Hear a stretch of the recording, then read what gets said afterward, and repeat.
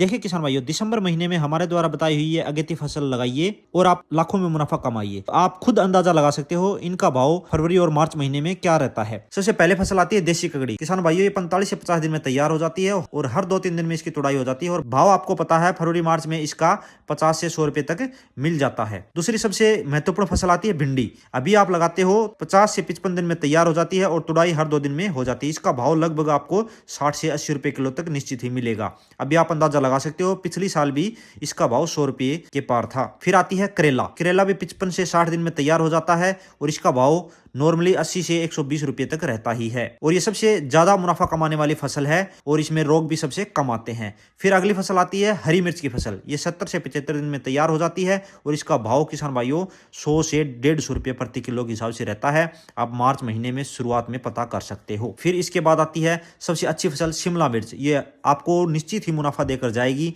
इसमें कोई दोहराया नहीं है। 75 से 80 दिनों में तैयार हो जाती है और इसका भाव आपको 120 से 180 रुपए के बीच में मिल जाएगा। वो मार्केट 20 से 30 रुपए का फर्क रहता है। फिर आती है अगेती तरबूज की खेती। ये 85 से 90 दिन में तैयार हो जाती है और निश्चित ही आपको 25 से 30 रुपए प्रति किलो के हिसाब से भाव मिल जाता है। फिर आती है खरबूजे की खेती।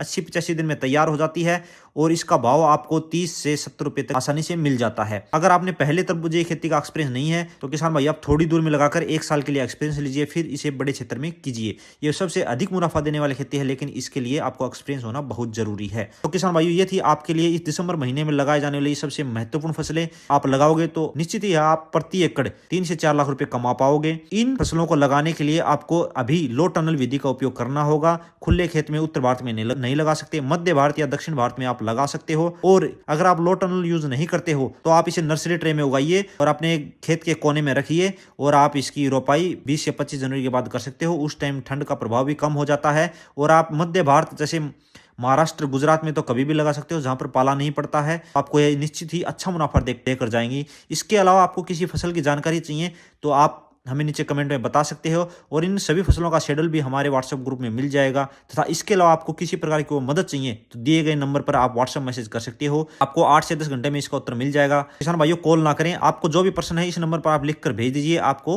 उत्तर मिल जाएगा। धन्यवाद किसान भाइयों।